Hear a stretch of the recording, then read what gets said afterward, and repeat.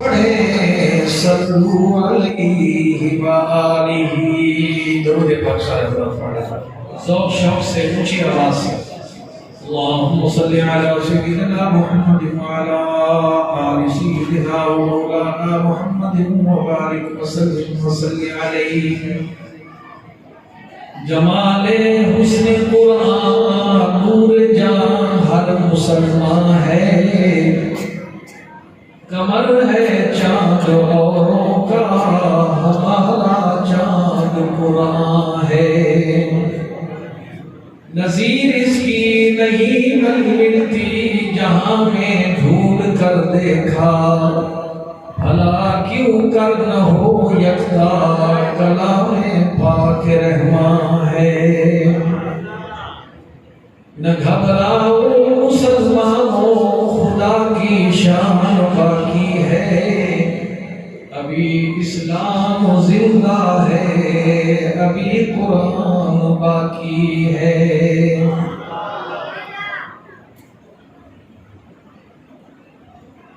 میرے اور آپ کے مہمان خصوصی جناب حضرت مولانا حماد اللہ صاحب درخواستی دامت برکاتہ العالیہ، معزز حاضرین، خواتین و حضرات، آج مدرسہ زید بن ثابت میں جناب قاری محمد رمضان صاحب کی سربراہی میں یہ محفل سجائی گئی ہے جس کی نسبت اللہ کے قرآن کے ساتھ ہے. اور آج الحمدللہ اس چھوٹے سے مدرسے میں جس میں غالباً ہم پچھلے سال حاضر ہوئے تو ابھی مسجد کی تعمیر کا نیا کام ہو رہا تھا، ابھی پلستر نہیں ہوئے تھے. آج مسجد کی تیاری، خوبصورتی، صفائی ستھرائی دیکھ کر دل خوش ہوا کہ الحمدللہ چمنستان محمدی جو ہے وہ جگمگ کر رہا ہے. اللہ تمام دینی مدارس کو تا قیام قیامت جاری و ساری فرمائے، ان کی حفاظت فرمائے، ان کے ساتھ تعامل کرنے والوں کو اللہ کریم دنیا اور آخرت کی سعادت نصیب فرمائے. حضرات محترم، خالق کائنات کا لاکھ لاکھ شکر ہے جس نے مجھے اور آپ کو امام الانبیاء شافع روز جزا حضرت محمد مصطفیٰ صلی اللہ علیہ وسلم کے ساتھ نسبت نصیب فرمائی. یہ اللہ کا اتنا بڑا احسان ہے کہ انسان ساری کائنات اس احسان پر سجدہ شکر ادا کرتا رہے تو اس نعمت کا حق ادا نہیں ہو سکتا. میرے اور آپ کے آقا جناب محمد رسول اللہ صلی اللہ علیہ وسلم صرف نبی نہیں ہیں بلکہ اللہ نے انہیں امام الانبیاء بنایا، خاتم الانبیاء والمرسلین بنایا.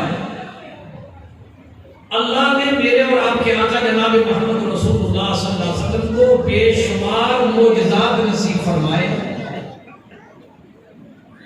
معجزہ اس کو کہتے ہیں جو عقل انسانی میں بات نہ آ سکے اور کسی انسان سے وہ کام کرنا ممکن نہ ہو، اگر اللہ وہ کسی شخصیت کے ہاتھ پر ظاہر کر دے، اگر وہ ولی ہے تو وہ اس کی کرامت ہے، نبی ہے تو وہ اس کا معجزہ ہے. اللہ نے میرے اور آپ کے آقا جناب محمد رسول اللہ صلی اللہ علیہ وسلم کو بے شمار معجزات نصیب فرمائے. آپ دیکھیں کسی انسان کے ہاتھ میں پانی کے فوارے نکلتے کبھی آپ نے دیکھے؟ کوئی دنیا جہان کا بادشاہ ہو، کسی انسان کے ہاتھ سے پانی نہیں نکلتا، لیکن اللہ نے میرے اور آپ کے آقا جناب محمد رسول اللہ صلی اللہ علیہ وسلم کے دستے اقدس سے غزوہ احد میں صحابہ حضور کی خدمت میں حاضر ہوئے. یا رسول اللہ صلی اللہ علیہ وسلم پیاس سے مر رہے ہیں. حضور نبی کریم صلی اللہ علیہ وسلم نے فرمایا پورے تجربے سے پانی اکٹھا کرو. چند گھوٹ پانی اکٹھے ہوئے میرے اور آپ کے آقا نے یوں اپنی انگلیاں مبارک اس کے اندر ڈالی تو صحابہ فرماتے ہیں ہماری آنکھوں نے مشاہدہ کیا حضور کی انگلیوں سے چشمے جاری ہو گئے۔ یہ چشموں کا جاری ہونا نبی کا معجزہ۔ میرے اور آپ کے آقا جناب محمد رسول اللہ صلی اللہ علیہ وسلم، کوئی انسان فرش پہ کھڑے ہو گئے آسمان کی طرف ساری زندگی اشارے کرتا رہے، کیا اس کے اشارے سے چاند دو ٹکڑے ہوگا؟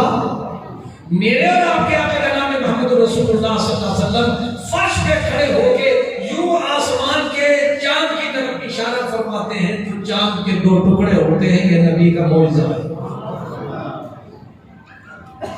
اسی طرح یہ تو ایک موضوع بہت مثالیں دی جا سکتی ہیں، لیکن وقت مختصر ہے کیونکہ تفصیلی بیان حضرت کا ہونا ہے۔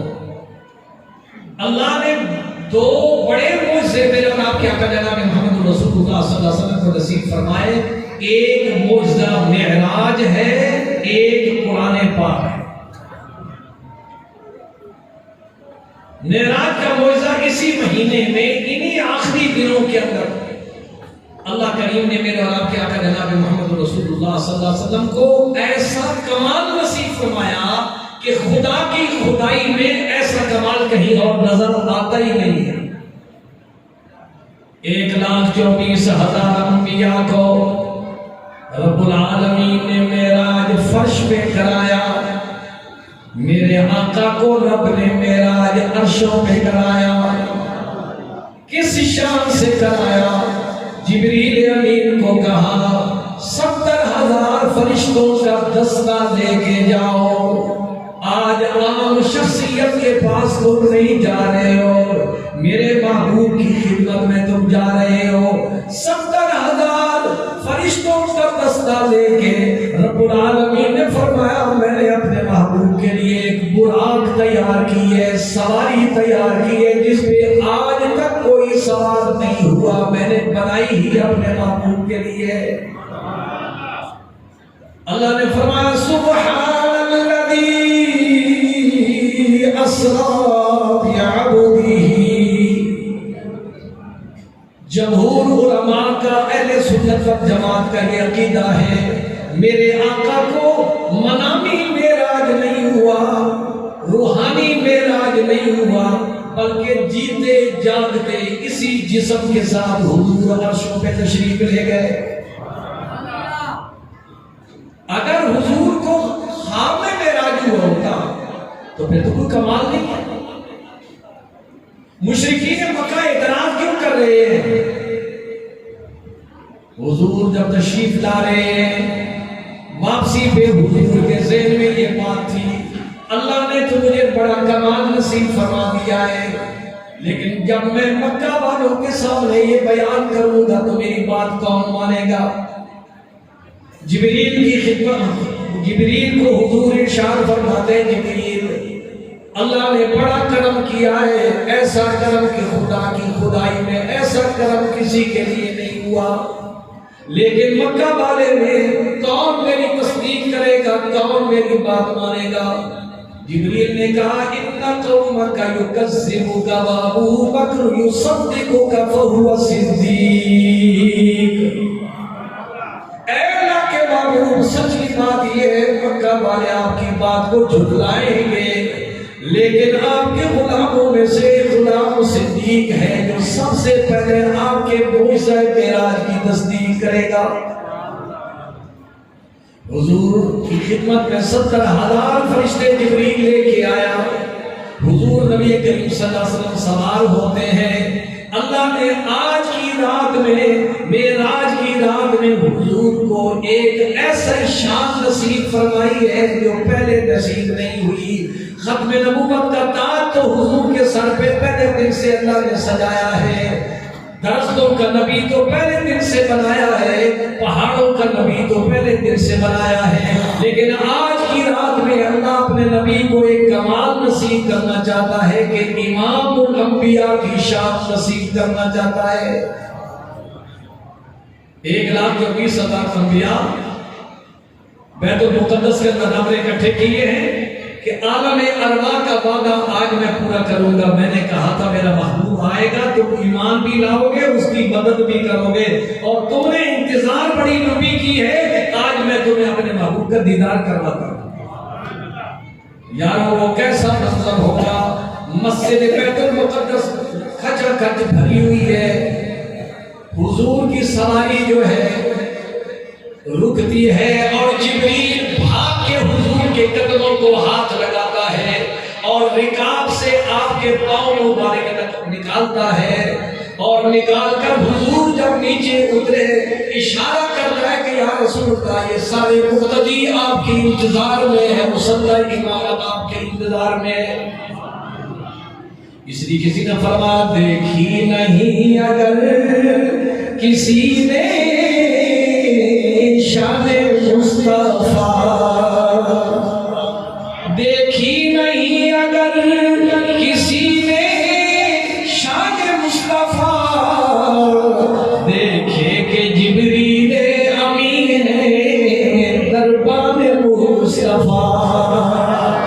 میرے آقا کی شان دیکھیے، حضور تشریف لے جا رہے ہیں، سارے نبی مل کے دیکھتے ہیں یہ دولہا کون آ رہا ہے جس کا چہرہ جگمگا رہا ہے.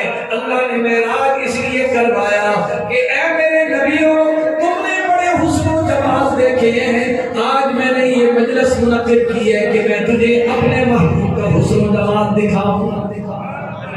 فرمایا نبیوں میں نبی ایسے کہ امام الانبیاء ٹھہرے، نبیوں میں نبی ایسے کہ امام الانبیاء ٹھہرے، حسینوں میں حسین ایسے کہ محبوب خدا ٹھہرے.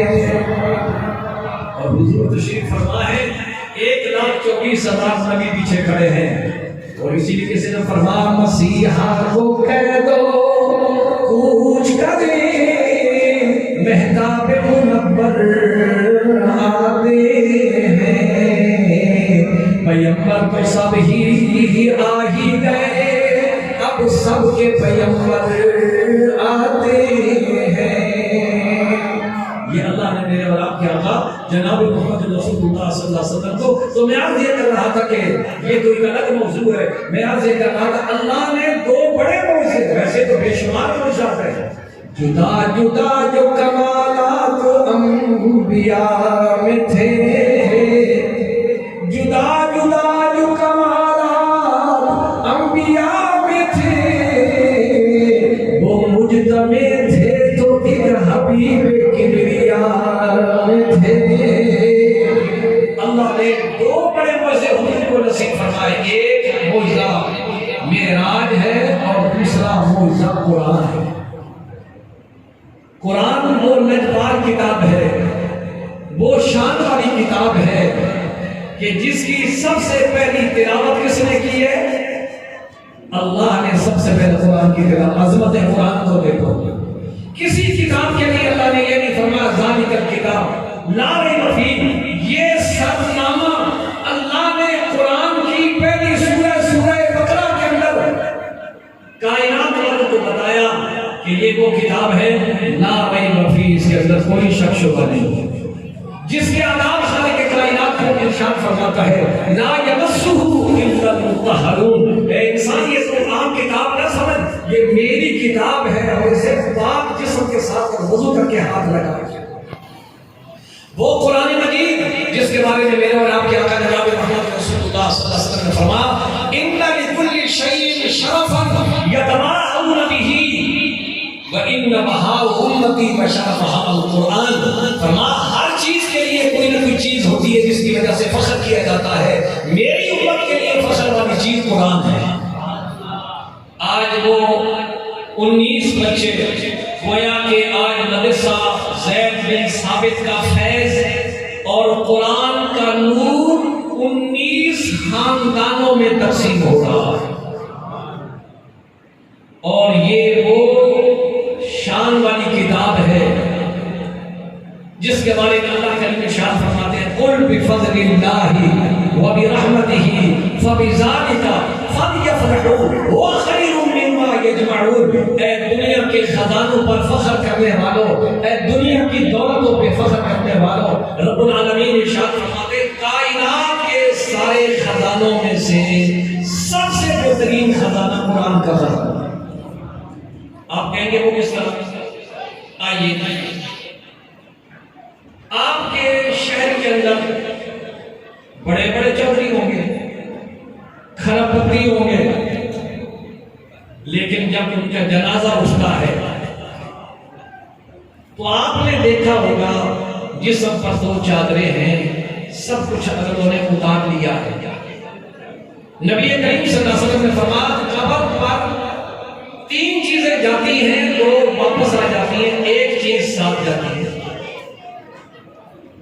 جائیداد ساتھ جاتی ہے، برادری ساتھ جاتی ہے، قبر تک اعمال ساتھ جاتے ہیں، برادری بھی واپس، جائیداد بھی واپس، اور ساتھ کون سی چیز جاتی ہے؟ اعمال۔ فرمایا دنیا کا کھرپتی انسان ہوگا، اس کی دولت یہاں رہ جائے گی، قرآن وہ خزانہ ہے یہاں نہیں رہے گا۔ مرنے والا حافظ قرآن قبر میں بعد میں پہنچے گا، قرآن پہلے پہنچے گا۔ آج مجھے بتاؤ کوئی ایسا خزانہ ہے کہ جو قبر میں بھی ساتھ ہے؟ اور حدیث پاک کے اندر آتا ہے آج دنیا کہتے ہیں قرآن پڑھنے سے جی کیا ہوگا، قاری سب کو 8,000 10,000 تنخواہ ملے گی بس۔ اللہ کریم نے ارشاد فرمایا ہے انسان تیرا کتنا عقیدہ کمزور ہے، تو یہ کہتا ہے مجھے روزی کون دے گا؟ فرمایا وما من دابۃ فی الارض الا علی اللہ رزقها۔ ساری کائنات میں جتنی بھی اللہ کی مخلوق ہے اس کو روزی کون دیتا ہے؟ اونچی آواز میں کہتے ہیں اللہ روزی دیتا ہے۔ اللہ فرماتا ہے یہ پکشی جاتے ہیں، جانور جاتے ہیں، خالی پیٹ جاتے ہیں، میں ان کا پیٹ بھرتا ہوں۔ ارے انسان آج قرآن پڑھنے کا عید شیطان یہ کہتا ہے اور برادری والے لوگ یہ کہتے ہیں تیرا بچہ حافظ قرآن بنے گا، کیا کرے گا؟ اللہ فرماتا ہے دنیا تو ایک جھٹکے کی مار ہے، قرآن والے کی شان کا پتہ قیامت والے دن لگے گا۔ حدیث پاک میں آتا ہے سورہ ملک کی جو روزانہ تلاوت کرتا ہے سورہ ملک اس کی سفارش کرے گی۔ ایک حدیث کے اندر آتا ہے ایک شخص چار میں گیا، جہنم کے فرشتے آ گئے، فوراً سورہ ملک سامنے آ جاتے ہیں، ہٹ جاؤ، تو کون ہے؟ اس نے کہا میں اللہ کا قرآن۔ ان کا اس کے گناہ ہیں، ہم سزا دینے کے لیے اس کو لینے کے لیے آئے ہیں۔ اس نے کہا اس کے نزدیک نہیں آ سکتے، اللہ نے وعدہ کیا ہے جو سورہ ملک کا صرف حافظ ہو اور روزانہ سونے سے پہلے پڑھے، اللہ اس ایک سورت کی برکت سے جہنم کی عذاب سے بچائے گا۔ جس نے سارا قرآن جس کے سینے میں ہوگا اس کی شان کیا ہوگی؟ تو میں آپ سے کہا کہ قرآن وہ خزانہ ہے، دنیا کی آج دولتیں ہیں نا، لوگ اپنے خزانے چھپا رہے ہیں کہ ایف بی آر والے آ جائیں گے، نیب والے آ جائیں گے، کہاں سے لی یہ چیز؟ یہ خطرناک چیز ہے لوگ۔ قرآن وہ خزانہ ہے جتنا خرچ کرو کام بھی نہیں ہوتا، نیب کیا اس کے باپ کی بھی ضرورت نہیں ہے وہ یہ پوچھے کہ مولوی صاحب یہ قرآن تم نے کہاں سے لیا؟ اس نے کہا اللہ نے میرے سینے میں ڈالا۔ اور اللہ فرماتے ہیں سبحان وسلم کتاب الذین اصطفینا، اللہ 3 چیزوں کا انتخاب کرتے ہیں۔ آج حافظ قرآن کے خاندان والوں سنو، 3 چیزوں کا انتخاب اللہ کرتا ہے۔ ایک نبی کا انتخاب خدا کرتا ہے، ایک صحابہ کا انتخاب خدا نے کیا، صحابی خود کوئی نہیں بن گیا، صحابہ کا انتخاب کس نے کیا؟ خدا نے کیا۔ اور تیسرا انتخاب حافظ قرآن کا اللہ کرتا ہے۔ خوش نصیب ہے وہ خاندان جن خاندان کے بچوں نے اللہ کریم نے ان کے بچوں کے سینے کو اپنے قرآن کے لیے منتخب کیا ہے۔ یہ کوئی چھوٹے سی خزانہ نہیں ہے، یہ عام تھوڑی سی بات نہیں ہے، اور قیامت والے دن اس کی شان کا پتہ چلے گا۔ اللہ کریم فرشتوں کو فرمائیں گے حافظ قرآن کی شان سنیے، ان للہ اہلین من الناس، اللہ فرمائیں گے فرشتوں میرے گھر والوں کو ڈھونڈ کے لاؤ. کیا کہا؟ میرے گھر والوں کو ڈھونڈ کے لاؤ. فرشتے یہ سوال سن کے حیران رہ جائیں گے. جانا تو تو اولاد سے پاک ہے, تو تو گھرانے سے پاک ہے, تیرے گھر والے کون ہیں؟ اللہ فرماتا اہل القرآن ہم اہل اللہ, قرآن والے خدا والے. اہل القرآن ہم اہل اللہ, فرما میرے گھر والے کون ہیں؟ جو قرآن والے ہیں. اور اس دن خالق کائنات ارشاد فرمائے گا آج دنیا کے اندر آج دیکھیں یہاں پہ قرآن کی دستار بندی ہوگی اور مدرسے کے مسائل کے اعتبار سے ان کے اعزاز میں کچھ کتابیں یا انعام دیا جائے گا. اور وہ کیسا منظر ہوگا جہاں دنیا کانپ رہی ہوگی اور حافظ قرآن کو اللہ فرمائے کہ تو آرام سے بیٹھے گا, تجھے کوئی پریشانی کی ضرورت نہیں ہے, تو نے دنیا کے اندر میری کلام کی حفاظت کی ہے. آج میں خدا تجھے جہنم کے عذاب سے اور قیامت کی سختی سے محفوظ رکھوں گا.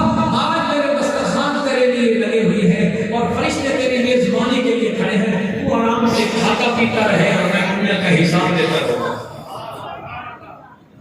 یہ حافظ قرآن کے اللہ کریم نے شان اور مقام اور عظمت نصیب فرمائی.